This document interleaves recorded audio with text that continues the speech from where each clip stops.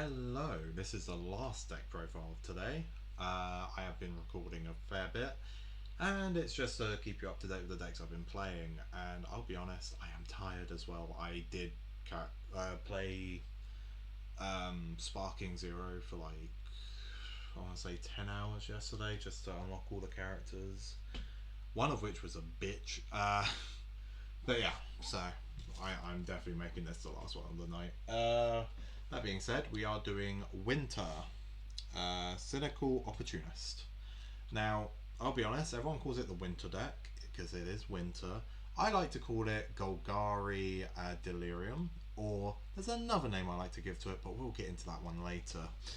But yeah, it basically reads Death Touch. Whenever it attacks, mill 3, and it has Delirium, which means you have to have 4 or more card types in graveyard to have Delirium. But for this version, it says at the beginning of your end step, you may exile any number of cards from your graveyard, and with 4 or more card types from among them. If you do, put a permanent from among those exiled to the battlefield with a finality counter. Finality meaning if it dies, it goes to exile. Now, normally that sounds like a problem because, oh no, it means I got to reuse it once, but that's the only reuse. That kinda stinky. We will get around that. I will show you how. But for now, let's get into the deck profile, shall we? First off, we'll go through all of the creatures. These will be the creatures that are non-dual type. We'll get into that. But for now, we have a Corpse Augur, which when it dies, you draw X cards and lose X lives, where X is the number of creatures in your graveyard. We're filling our graveyard quite a bit, so that is actually very good. And there is a way of killing him off. We'll get into that too. Cynical Loner is a creature that says, hey, if it's tapped at the beginning of my second main phase, I may get a card from my library and just shove it in my graveyard. I'll be honest, it's in the deck. I've never once had it tapped because it is a free one. It is very difficult to have a tapped free one. You have to sort of hope someone eventually gets board wiped because they're the problem, and you go, haha, I can now hit you with this, and now I'm going to become the problem by dumping something in my graveyard. But yeah, normally it's just a nice blocker. It's mostly because if you can do it, it's great. If you can't, then it's a blocker, you know. We then have a Yawgmoth's Familiar, which allows, not Yawgmoth's, a Valgavoth's Faithful, which allows us to pay 4 mana into it, including a black, to return a creature from our graveyard to the battlefield as a sorcery speed, but we have to sack him, which is fine because that's still a creature in grave for Delirium. We have Giant Affentilage, which is a good card to just bring out with Winter. It is a 7/7 trampler that says if it deals combat damage, create a copy of it. It's Scoot Swarm for attacking. In a previous deck list I showed you, I had Scoot Swarm for upkeeps. I like Scoot Swarmy kind of effects. Then we have Carrion Grub. What on earth is a Gub? Carrion Grub, which has what plus X plus O, where X is the amount of power, the greatest power amongst creatures in my graveyard. Which can be quite big because obviously a Affentilage might be in there, so it'll get +7. When this dies, when it enters, you mill 4 cards, so mill 4 for 4 mana, not bad. Sir Conrad, not in the pre-con by the way. There are upgrades. I think maybe 2 of these cards were already in the deck, the rest of these are not. Sir Conrad reads, whenever another creature dies or a creature card is put into a graveyard from anywhere other than the battlefield, or a creature card leaves my graveyard, Sir Conrad will deal 1 damage to everybody. My commander gets rid of a creature to do the Delirium effect. That's 1 damage. I mill myself a lot. That's a load of damage. Your board gets board wiped while he's still on the field. That's even more damage. If I can give him lifelink, which there is a way in the deck, I gain all of that damage because it states that Sir Conrad deals that damage. Isn't this fun? Next we have Sakura Tribe Elder. I like to call him Steve. He basically sacks himself to get yourself a basic land, therefore giving you a creature in graveyard. We have a Stitcher Supplier, which will mill, is it 2 or 3? Mill 3 cards when it enters or dies. We have a Death Cap Cultivator, which will tap for black or green, and if you have Delirium, it has Death Touch. Then we have a Hornet Queen, which is just a nice target to bring back because it represents 5 flying blockers with Death Touch. I'm just moving it slightly up. I've done this basically every deck profile. We have Ursine Monstrosity, which mills you a card when you attack or enter combat. Old Stick Fingers will mill you until you hit a creature, really helping with the Delirium unless you've got a creature at the top, which kind of sucks. Molding Millipede, which will mill you and then has put +1/+1 counters on it, equal to the amount of creatures in your graveyard. We have a Ominous Flytrap that gives +1/+1s for Delirium, etc., etc. We have a Nullwood Dryad, which also has Death Touch. So we're still going through the base non-dual types, so we're actually going through all of the non-dual types. I forgot we're doing that, hang on. There we go. Until I see a dual type in here, which I think that's the first dual type, yep. So then we go into Planeswalkers. We have Wrenn and 7. It was in the pre-con. It's a good pre-con card, to be fair. You basically just put all your lands onto the battlefield from your hand, or you can mill, or you can -8 it and put a bunch of lands in your hand and have no maximum hand size for the rest of the game, which isn't great because you do kind of like discarding hand size due to winter, but it is what it is. And you can -3 it to give yourself a Tree Folk that has attack and defense equal to the amount of lands you have. The next Planeswalker we have is Professor Onyx. You get to mill 3 every turn for +1, and you get to choose one of those cards you mill to put to your hand, basically. You can -3 it to have everyone sacrifice a creature with the greatest power from among creatures they control, or you can -8 it to have each opponent discard a card or lose 3 life 6 times in a row. So it's, do you want to discard a card or lose life? I'll lose the life. Okay, do you want to do that again? Do you want to do it? Does it that way, so they can choose to discard 2, lose like 4 sets of yeah, it's still not great for them. And then we have a Wrenn and Realmbreaker, because lands get fixed, like it helps you with the tapping of the mana. The +1 doesn't matter. The -2 mills you for free, and then you may put a permanent card from among them into your hand. And for -7, which you never really get to because you're never really plussing it, is you get an emblem that says you may play lands and cast permanents from your grave, which is good. It is very good, but it's not worth the +1ing because it doesn't do anything for 3 turns if you do that, and it's I prefer to just like bring it out, mill it down to its bottom, bring it back with winter, do it again. We have Mulch, which will reveal the top 4 cards from among my library. I could put all of the lands revealed that way into my hand and the rest into the grave.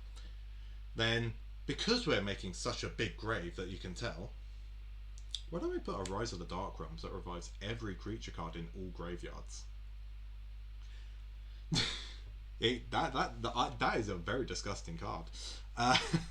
Then we have a Deluge of Doom, which basically is a Toxic Deluge, but instead of paying life, you just look at the amount of card types in your grave. So it's normally about like a 4 or 5, normally.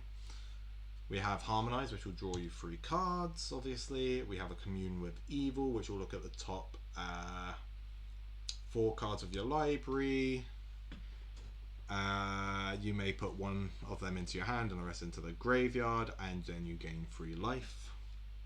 We have a Rampant Growth for ramping. We have a Rise of the Witch King because it basically says, hey, why don't you sacrifice a creature, everybody? And if I sack a creature, I get to grab any creature card from my graveyard to the battlefield. It doesn't even have to be a creature, it could just be a permanent. Which again, with a lot of milling, that's actually really good.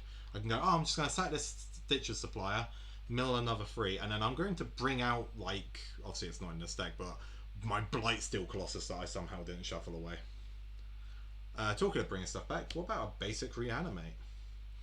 Do you want to put something in the graveyard and get 2 things instead? Okay, why don't we just run a Victimize as well then? Oh, you like Victimize? Well, how about we have a Drag the Roots, because that costs 2 less if you have Delirium, and you destroy any permanent. Or we could mill 3 cards and put return a creature card or land from my graveyard to my hand. Literally any of them, not from just from the mill. Or we could do a Harrow where I sack all of like a land to get 2 lands, putting a land in graveyard. Or we could play Grizzly Salvage, which will allow me to reveal the top card of my library, or top 5 cards of my library, and put a creature or land from amongst those cards into my hand and the rest into my graveyard, essentially milling me for 4. Or an Archanogenesis, so if you attack me, I get spiders. Then we have Commander Sphere. We just get another artifact engraved for a card draw and mana. We get a Power Conduit. Now, Power Conduit is a very good card for this deck. I would say Power Conduit in general is a good card. They should reprint this soon because it's also good in Tom Bombadil, which you probably saw in that video.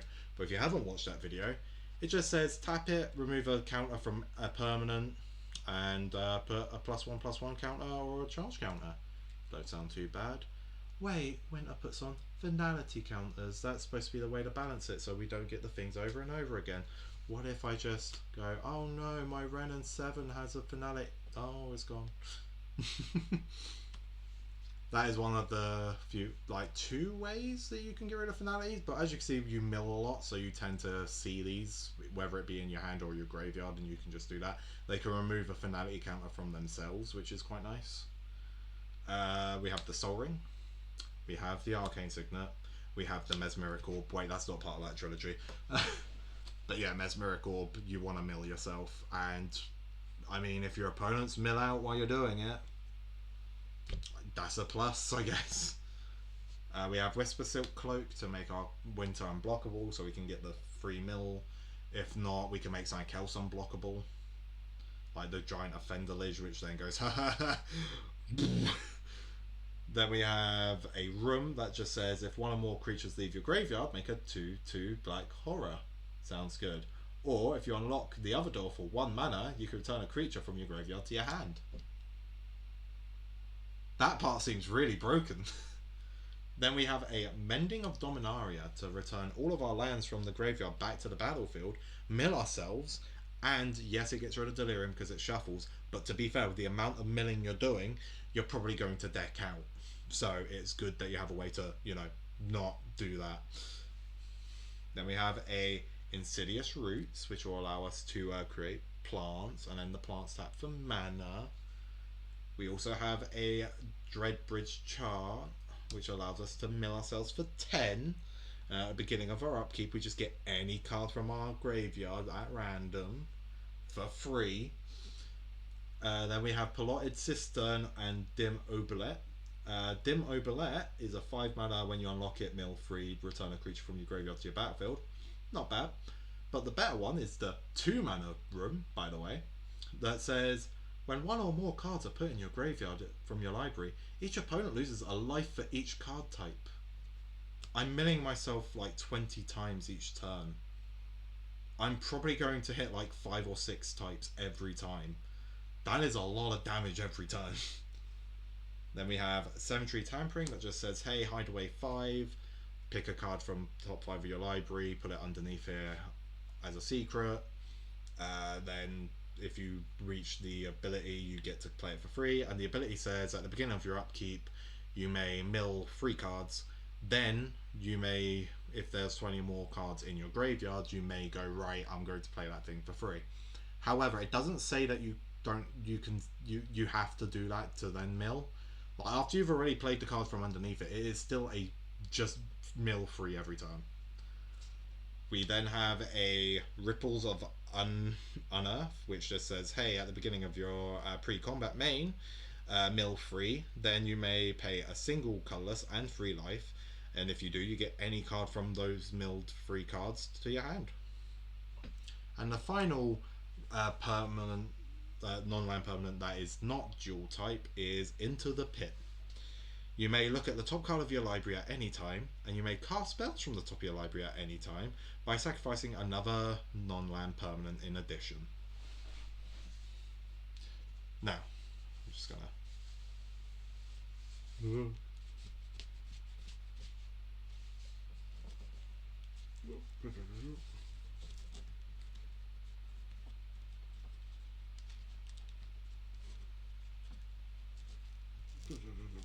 You know what? I started it. I'm fucking finishing it this way.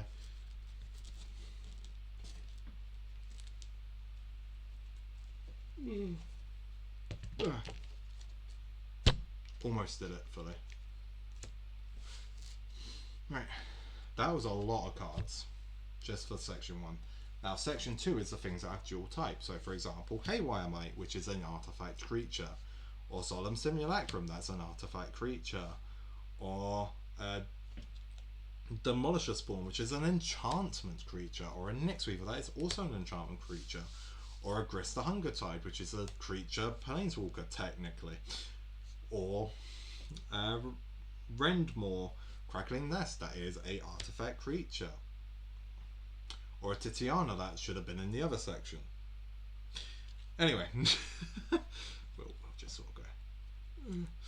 Then we have a Burnished Heart, which is a artifact creature. Hex Parasite, that's an artifact creature that removes counters by paying 2 life and a mana, or a black mana and a mana. Or Scholar Gravepeer, that is an enchantment creature that gives you life every time a land enters the graveyard. And talking of lands, here's a Dryad Arbor, which is a land creature. And that's it for the creatures with the dual types. Then we also have non-creature dual types, like, I don't know, Formless Genesis. That is a kindred sorcery. Or we have Whip of Erebos, which gives lifelink and is a enchantment artifact. And that's it for the dual types. Not so many. Like, it's nice when you see them, but they're not necessary for the deck to work. Now, these are also not necessary for the deck to work, but oh my god, these should have been in the pre-con.